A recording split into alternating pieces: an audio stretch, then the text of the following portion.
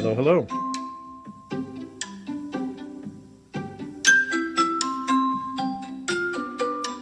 Hi, I'm Daniel Lucas, and welcome to Book 101 Review. Book 101 is all about the books that I read for the last 40 years, and today I have my special guest. He is the author of the book Measuring Inclusion, no other than Mr. Paolo Gaudiano.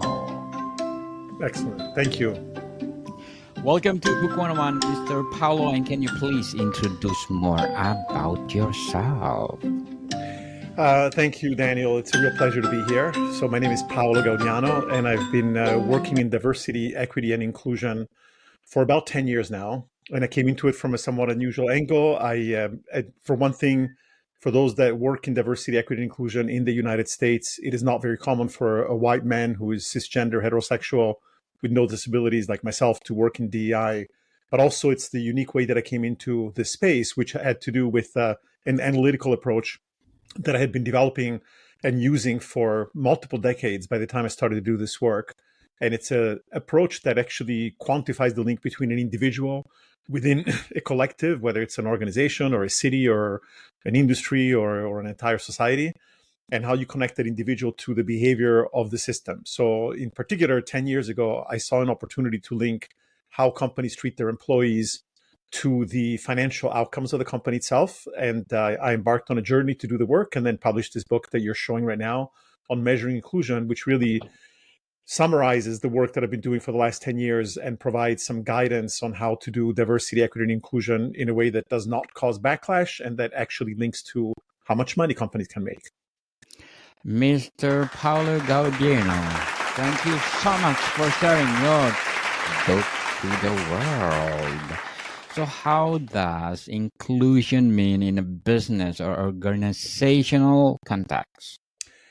A lot of people are confused about the term inclusion because while diversity, pretty much everybody understands what it means, inclusion very often is used to describe the feelings of individuals, and other times it's used to describe the culture. And I try to be very careful because those are two very, very different things. To me, what inclusion boils down to, I have a very simple definition. I say inclusion is what you do, diversity is what you get, equity is what you want. What do I mean? Well, inclusion is what you do. By that, I mean that if you're an organization and people in your organization are having different kinds of experiences just because of their identity that has nothing to do with their ability to do the work, then you're not being very inclusive. And the reason why I say that diversity is what you get is because diversity is a symptom. It's the result of everything that happens in the organization. And trying to fix diversity by hiring people from more diverse backgrounds is really a misguided effort. It's a bit like walking in your house in the winter, feeling cold, looking at the thermostat. It reads, 10 degrees Celsius or 50 degrees Fahrenheit. And how do you fix that? You light a match under the thermostat. And well, that's not going to fix anything. You're still going to have drafty windows and an open door, and you might burn the house down. Instead, we need to understand that by the way that you treat your people and the different experiences mean that some people are more likely to leave your organization because they're going to be less satisfied. And that means that you will have fewer of them. And in fact, in every company where diversity is low, you also find that the retention rates of people from underrepresented groups is always lower than it is for men, for white men who are typically the majority, at least in the United States. And so that's why I say inclusion is what you do, diversity is what you get. In the book, I talk about a computer simulation that I developed that actually shows that quantitatively. And then the last thing is, why do I say equity is what you want? It's because ultimately, if some people in your organization are less satisfied, they're going to produce less, which means that you're making fewer revenues, you're making a smaller amount of money, and they're going to be more likely to leave, which means that you're going to have to pay to hire new people. And those are costs that a lot of companies are incurring right now invisibly. And so what I recommend people is to think about how they can measure inclusion so that they can figure out where they're losing money and actually understand why they're losing money and use that information to create companies that are more welcoming and make more money. So, Mr. Paolo, how does inclusion contribute to higher profits and business success? Well, we have developed a small calculator. It's on our website, aleria.tech, TECH, and we talk about it in the book. I talk about it in the book a little bit. And the calculator takes into account the size of a company. It takes into account the demographic breakdown of the company and the satisfaction levels or inclusion levels, which are very similar in the sense that being less included leads to less satisfaction. And our data shows that those are very closely linked. And then it takes some assumptions about how much individual contributors or individual employees are contributing to the revenues. And then it also calculates how much it costs to replace people that leave. And then if we know the levels of inclusion or satisfaction of different groups, then we can estimate how many people you're losing every year because of the lower level of inclusion, and how much money you're losing because of the lower productivity and lower revenues. So for example, if you have, let's say, 1,000 women in your company and 1,000 men, and let's say the satisfaction of the 1,000 men is really high, like 90%, the satisfaction of the women is 80%. That translates into those women producing less money. And so if you're making an average of, let's say, $200,000 per employee per year, well, you may be losing $10 to $15 to $20,000 a year per employee that is dissatisfied. That could be millions of dollars because of all the women that are less satisfied. And if a percentage of those are leaving that would not normally leave, that costs you even more money. And our calculator, we've used a lot of both our own research as well as research that is available in the general public, in the public domain, to estimate that a typical company is losing invisibly around 20% of their net profits, which means that it's a pretty big chunk of money. And that's how inclusion is linked to the success of a business. It's because if you have low levels of inclusion for some groups, it is literally costing you money without realizing it. And if you can identify where you're losing that money, where you have the low inclusion, and you can fix it, you can make more money. Certainly. More money, people. So, what is the connection between employee happiness and workplace inclusion? Well, what we realized a while back is that people, when they ask about inclusion, they often ask people, do you feel included? And I think that that's actually kind of a misguided question to ask. And I like to use an analogy between inclusion and health. What do I mean by that? Well, when you introduced me tonight, you didn't say, this is Paolo Gaudiano. He's very healthy. But if I'd been coughing or if I'd had, a sore throat or something, we might have said something about it. So the point being that we tend to notice when we're sick more than when we're healthy. Inclusion works in a very similar way. We're much more likely to notice when we're excluded than when we're included. So now if you take that analogy a bit farther and you think about when you go see a doctor, imagine if you went to a doctor and you weren't feeling well and the doctor simply asked you, on a scale of 1 to 10, how healthy do you feel? Oh, 7, take 2 aspirin and call me in the morning. Or even better, a lot of companies, they ask you exactly that. They say, how included do you feel? Well, that's kind of useless, right? Or they might ask you things like, do you feel that our company has an inclusive culture? That would be like going to a doctor and having the doctor ask you, do you feel that our hospital is good to its patients? And then trying to heal you based on that information. So really, to me, what is crucial is that to understand what is actually the inclusion of a company, you need to understand what are the experiences that impact people's satisfaction, people's happiness within the organization. And so the way that we measure inclusion is that we have an online platform.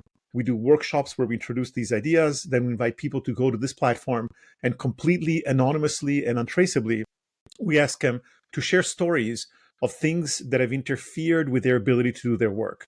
And it doesn't necessarily have to make them feel excluded. It could be, I sent my laptop for repairs in the IT department and it took them 3 weeks to do it. That doesn't seem like exclusion, but if you collect the data and you find that that happens to women twice as much as it happens to men, then it means that the company is not being all that inclusive.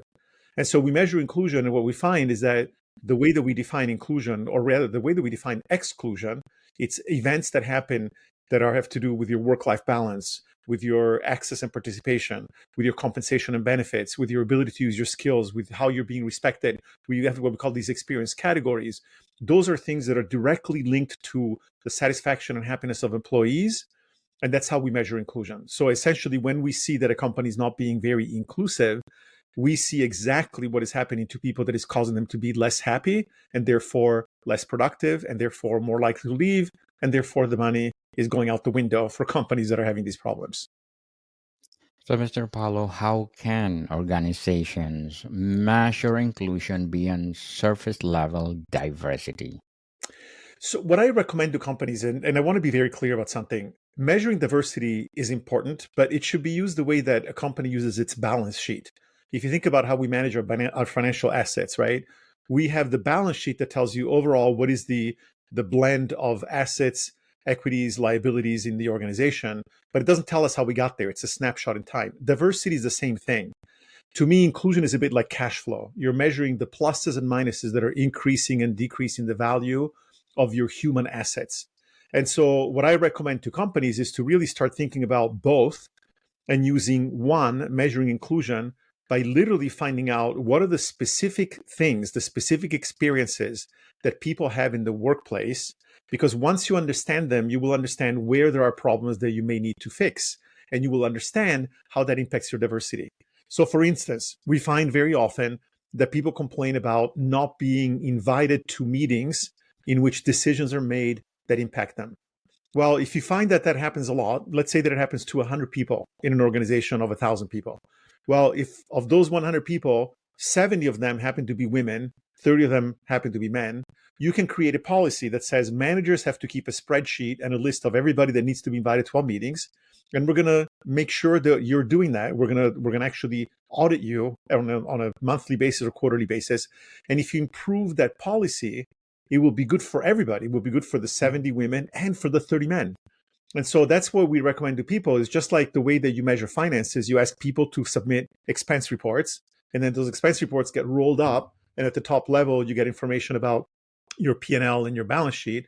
And we recommend doing something very similar with inclusion, which is you measure it at the level of individuals, and then you roll it up and you use diversity to tell you, am I going in the right direction? Where are there problems? And then the measuring inclusion tells you what exactly those problems are, who is the most impacted. And because you see the stories, the narratives, you understand exactly what you need to do to fix the problems. So, what are the common misconceptions about inclusion in the workplace? I would say the biggest misconception is that it's really less of a misconception and more about a confusion. I would argue that if you ask 10 people, anyone, DEI experts or HR experts or CEOs, and you ask them what inclusion means, you will get 10 different definitions. And that I think is a profound problem in the space because, people talk about the feelings of inclusion, the culture of inclusion. And even if they do that, it's very vague. Well, do you feel included because somebody explicitly excluded you from an activity? Or do you feel excluded because maybe you feel that because of your skin color or your gender, you're being treated differently than you would otherwise be? And those are very, very difficult things to answer. What is much easier to do is to just kind of measure what are the things that are actually happening to you in the organization. And when you do that, it can really clarify. So part of what I like about the work that I'm doing and part of what goes in the book is about saying, look, there are a lot of definitions of inclusion, a lot of definitions of equity. I am suggesting some definitions. It's not about being right or being wrong. It's just that these definitions that I offer are very tangible, they're very measurable, and they can be linked very clearly to the financial success of an organization. And that's really what has been missing. It's like, leaders need to become more inclusive and that'll make their companies better and they will somehow, become more diverse and magically make more money.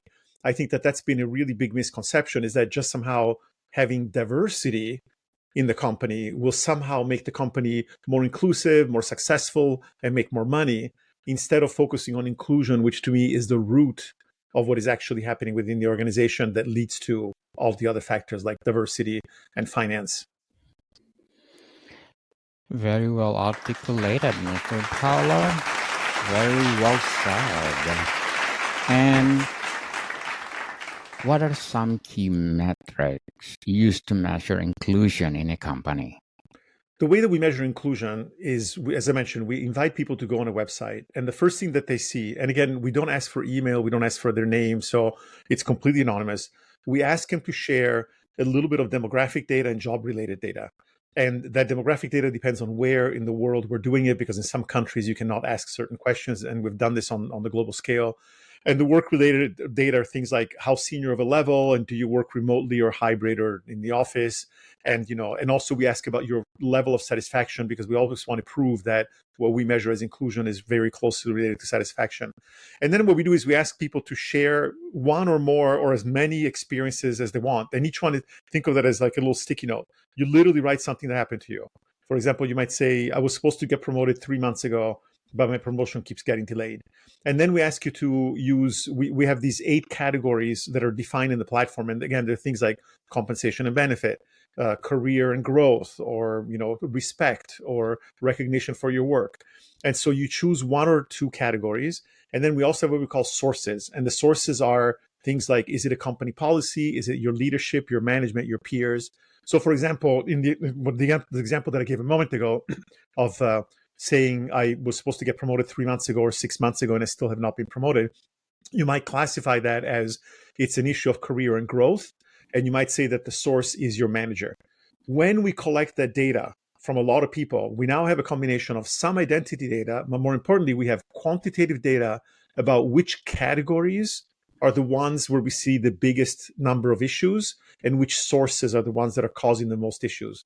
So the first thing that we do, we might tell a company, look, we calculate what we call the exclusion score, which is effectively a way of measuring how pervasive a certain problem is and how severe, how acute it is. And so we use these metrics to come up with a number that we call the exclusion score. And then we tell the company, okay, first of all, top line, your company has a big problem with career advancement. A lot of people complain about that. And then we find out that, oh, by the way, in terms of who is responsible for that, it has to do mostly with management, with direct managers. And then when we look at the identity traits, which we don't even really have to do, but most companies want to know that. But we could say, okay, this impacts women at this level, it impacts men at this level, it impacts people of color at one level, it impacts white people at a different level. And once you combine the data, it tells you where to look. And when you then look at the actual experiences that are linked to those clusters, then you can see exactly what is happening. For instance, you may find that a lot of people complain about their performance reviews being delayed. And then you might say, okay, well, we need to create a better process to make sure that performance reviews are actually done on a regular basis and that we're checking to make sure that everybody's getting performance reviews and not only the favorites of the manager, which often is one of the ways that biases creep in. So, Mr. Paolo, what would be your advice for those company out there want to try inclusion? Honestly, I think, I mean, of course, I would love it if everybody bought my book and read about it, because I think, and we have very clear, we have a couple of chapters in the introduction, a couple of chapters that talk about the methodology. Then I show very detailed data that we have collected across a number of projects. And then we also share some of the experiences that people have, given us permission to share in the book. Then we talk about case studies. And then I have 2 chapters that are specifically about companies that want to do this entirely on their own. And one chapter tells you about step by step what you would do to measure inclusion. And then the other chapter tells you about some of the tips and tricks that we have learned over the years by doing this, and some of the things to look out for, some best practices to ensure that you're collecting a lot of data, that you're collecting good data, and more importantly, that you know what to do with the data and that you're actually maximizing the benefit for your company. So my recommendation would be for companies, especially as you know right now in the United States, the word, the acronym DEI has become a very negative acronym. And right now it's crucial that we learn to look at aspects of DEI that are not controversial, because when you focus on diversity, there is a complaint. People say, well, if you're going to increase the percentage of women, it means you have to decrease the percentage of men. If you're going to increase the number of people with disabilities, it means that you have to decrease the number of people without disabilities. That kind of zero-sum game mindset is what's causing a lot of the backlash. But when you focus on inclusion, you're not bucketing people, you're bucketing experiences. You focus on things like respect and compensation and benefits. And nobody's going to complain if you say, oh, look, we have a problem with respect in our company. We have a problem with the way that we do performance reviews. We have a problem with the way that our meetings are organized. Let's fix that. And it's truly going to benefit everyone, but particularly the ones that have been the most impacted by these problems. And that completely avoids the backlash. So that's why I think right now, especially, it's so important for people to move beyond just measuring diversity and learning how to measure inclusion so that they can actually make forward progress without creating some of the polarization and the problems that we're seeing right now. So, what would be your short-term and long-term goals in writing, Mr. Paolo? I wrote the book, I started writing it when it was already pretty clear, both just from talking to people and from the data we were collecting, that we were starting to see a lot of backlash. We were starting to see a growing number of employees who identified as white men cisgender, heterosexual, who were complaining about DEI. And interestingly, we also started to see a lot of people who were not members of the majority complain about DEI too, because they felt that they were being tokenized, they were being called DEI hires, or they were seeing companies doing things that were not very smart, like, hey, let's hire the first Black person that we find or the first woman that we find just so that we can fill our targets. And so people started to complain about that very heavily already in late 2022. And so in 2023, I decided to write the book, in part because I wanted to make sure that this work got out into the public so that people could see how to face the backlash and how to approach the work in a way that would avoid the backlash. And that was really my number one goal. I mean, of course, as a founder of a startup called Aleria, we also love, when people read the book, we're getting a lot of interest, a lot of companies that are reaching out right now, asking us for help measuring inclusion in their organization, which of course I love to do, both because it's good for my company and because I believe it's good for their companies and for society as a whole. So, how can organizations address resistance from employees or leadership regarding inclusion efforts? One of the big things that we do when we have this thing that we call the journey to inclusion, and it has 4 stages. The first one is what we call discover inclusion. In discover inclusion, we work typically with the DI team and then with the leadership, and we use our calculator to show a company how much money they're likely losing because of poor inclusion. And then we give them the presentation that explains all the ideas and many more, and the ideas that we talked about right now. With the next stage is what we call assess your state of inclusion. And that's where we actually work with employees and we do a workshop. And a workshop is very much about education. So there is a really strong component that has to do with showing people that there are ways to think about diversity, equity, and inclusion that do not threaten them, that do not make them feel guilty, that do not make them feel like they're bad people and they need to fix their biases. We completely avoid all of that. And we show people that there's actually a reason why everybody truly benefits from organizations that are more inclusive. This is not just saying, oh, wouldn't it be fair? Wouldn't it be wonderful if everybody was treated the same? We're quite literally saying, here is a way that you can do that. Here's how it does not at all cause backlash. And here is exactly how you can do it step by step. And when you do that, it really helps to minimize the backlash. And for what it's worth, I've given presentations to dozens and dozens of companies. I've gone into a university recently and spoke to students in a graduate course that was literally kind of an anti-DEI course, if you will, or that was a very strong theme. And by the end of the lecture, they loved it. They thought this is great, and more people should hear about it because it completely gets rid of that really what a lot of people reasonably say is an unfair approach that unfortunately has become somewhat popular, especially in recent years in DEI, where again it's about unconscious bias training, and it's about setting targets, and it's about measuring pay gaps, and it's all about you're doing bad things, stop doing bad things, and people don't like that. People don't like being told you're a bad person, regardless of whether they're truly bad or whether, in my opinion, I think that there's also a lot of misunderstanding on the part of DEI experts. I think that I see a lot of my very dear colleagues who make assumptions about white people wanted to hang on to the power, white people wanted to oppress black people. Yes, there are some, but they're very few. The problem is that those very few are very good at manipulating the messaging. And so what I try to do is I try to come at them with a different kind of messaging that counters that very negative rhetoric, and also that creates an economic motivation, which is what companies need in order to do the work. So it's a combination of the education of the individual employees, education of the leadership, and then the collecting the data sort of takes you to that next level. So, Mr. Paolo, how can companies balance the need for inclusion with maintaining a strong business focus? I would argue that this is another area that I think has been completely misunderstood. A lot of people who are not CEOs and chief HR officers and CFOs don't realize that people in an organization are the most valuable asset, but most importantly, they're the most expensive budget item.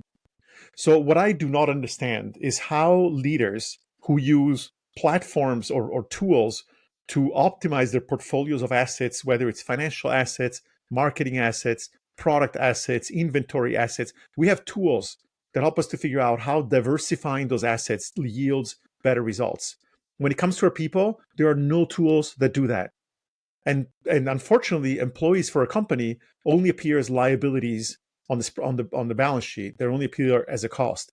This is a major problem because I think that every company, if they learn how to optimize their personnel through diversification as being one of the tools, imagine if you could take your single most expensive budget item and increase its efficiency by 5%.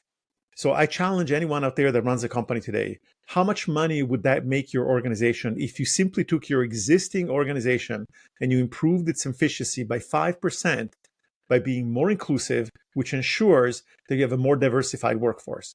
That would be an enormous amount of money. So the idea that people have to balance DEI or inclusion with business practices is completely backwards. It's completely backwards. It's exactly the other way around. It's like people who are not understanding how to do this. Well, right now, unfortunately, very few people understand it. But once companies start to figure this out, they will demolish the competition.